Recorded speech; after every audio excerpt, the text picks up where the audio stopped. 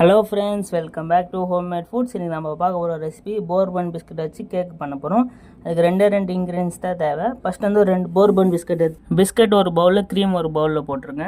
அந்த மாதிரி எல்லாம் செப்பரேட் பண்ணிட்டு கையால் வந்து பிஸ்கட் நல்லா நசுக்கிடுங்க.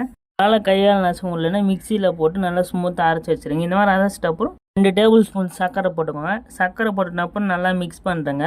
மிக்ஸ் பண்ணிட்ட அப்புறம் கொஞ்சமாக பால் ஊற்றி நல்லா மிக்ஸ் பண்ணிக்கோங்க. கட்டியாக இல்லாமல் நல்லா ஸ்மூத்தாக மிக்ஸ் பண்ணுறேங்க.